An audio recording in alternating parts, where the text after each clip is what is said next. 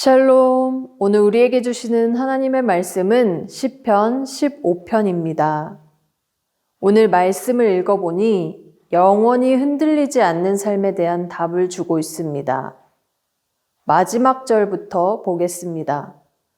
이런 일을 행하는 자는 영원히 흔들리지 아니하리이다. 아멘.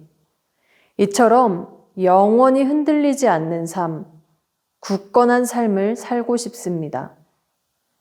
처음부터 우리의 인생이 파도 한 점 없이 잔잔한 바다와 같을 수만 있다면 얼마나 좋을까요? 그러나 태풍이 휘몰아칠 때가 더욱 많습니다. 생각지도 못한 부분에서 파도는 시도 때도 없이 넘실댑니다. 흔들릴 수밖에 없어요. 어지럽습니다. 지금 시인도 그것을 인정하지만 담대히 흔들리지 않을 수 있다 선포하고 있는 것이죠. 흔들림이 없다고 말하지 않습니다. 그렇다면 무엇이 그로 하여금 이러한 선포를 할 수 있게 하였을까요? 말씀에서 찾기를 원합니다. 함께 나누며 우리의 인생이 흔들림의 연속일지라도 결코 흔들리지 않는 삶을 사시길 축복합니다. 1절 말씀을 읽겠습니다. 여호와여, 주의 장막에 머무를 자 누구오며 주의 성산에 사는 자 누구오니이까. 이 부분은 우리를 향한 물음인 동시에 답이 됩니다. 주의 장막에 머무는 자, 그리고 주의 성산에 사는 자 모두 같은 말인데요. 주의 장막은 구약적 배경에서 하나님의 언약궤가 안치되어 있는 성막을 가리킬 때 주로 사용되었습니다. 또한 주의 성산은 주의 장막이 있는 시온산을 말하고 있고요. 그러나 단지 제한적으로 그것만을 의미하지는 않습니다. 하나님과 그의 백성의 바른 교제가 이루어지는 곳을 모두 포함하고 있어요. 즉, 하나님의 나라인 것이죠. 하나님은 그의 백성을 보호하고 다스리십니다. 그의 백성은 하나님께 기쁨으로 나아가고요. 머물다와 산다는 이 단어는 미완료형으로 쓰여서 계속해서 머물러 산다는 의미를 가지고 있습니다. 그런데 여기서 한 가지 더 살펴볼 것은 머물다라는 이 동사가 이방인 거주자의 체류를 묘사할 때 주로 사용된다는 것입니다. 이러한 단어를 쓴 이유가 있는데요. 그곳에 머물 수 있는 권한이 질문자에게 없기 때문입니다. 오직 하나님의 동의와 허락 속에서 가능함을 말하고 있어요. 종합해서 이렇게 바꾸어도 좋을 것 같습니다. 하나님의 통치가 이루어지는 그의 나라에 머무는 자, 사는 자는 영원히 흔들리지 않습니다. 요즘 우리의 가장 큰 고민은 무엇인가요? 말씀으로 도전하기는 이것이 우리의 고민이 되기를 소망합니다. 하나님의 나라에 머무는 자, 사는 자가 누구입니까?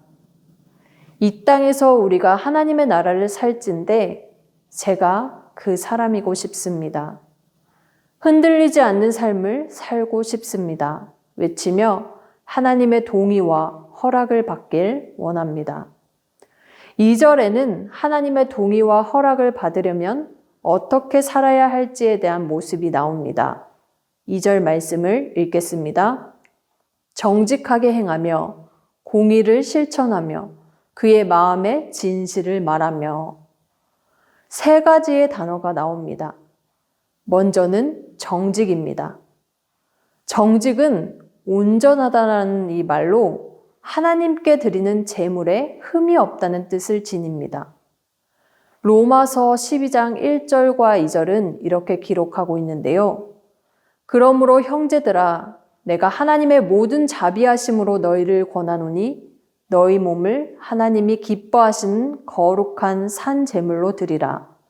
이는 너희가 드릴 영적 예배니라. 너희는 이 세대를 본받지 말고 오직 마음을 새롭게 함으로 변화를 받아 하나님의 선하시고 기뻐하시고 온전하신 뜻이 무엇인지 분별하도록 하라. 아멘. 오늘도 하나님 앞에 정직하길 원합니다. 그러나 이것은 우리의 힘으로는 할 수 없습니다. 그렇다고 할 수 없다고 한탄하며 한숨 짓는 것이 아닌 정직하게 사셨던 한 분, 예수님을 바라보기 원합니다. 예수님과 동행하며 하나님의 나라를 기쁨으로 살아내는 오늘 하루 되길 소망합니다. 다음으로는 공의입니다. 원문으로 다시 보면 의로움을 행하는 자가 되는데 여기서는 적극적으로 행한다는 것을 강조하고 있어요. 악을 행하는 자와 반대되는 개념으로 마음에 공정한 태도를 갖는 것을 넘어서 하나님 앞에서 옳게 여겨지는 것들을 적극적으로 행해야 한다는 것을 나타내죠. 예수님이 생각납니다. 의롭게 사셨던 한 분, 예수님을 바라보시기 원합니다. 예수님과 동행하며 하나님의 나라를 적극적으로 살아내는 오늘 하루 되길 소망합니다. 마지막으로는 진실입니다. 진실은 견고하고 믿을 만한 것을 의미하는데요. 우리 마음에 진실이 담겨야 합니다. 잠언 4장 23절은 이렇게 말씀합니다.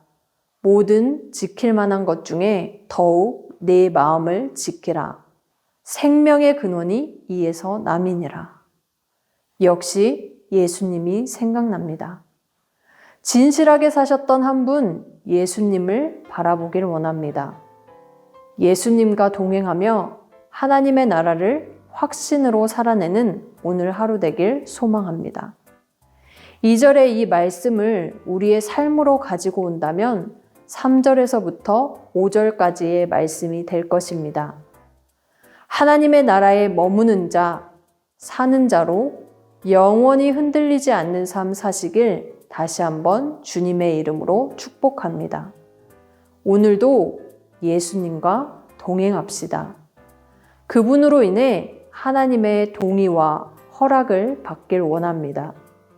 승리하는 우리 모두 되길 기도합니다.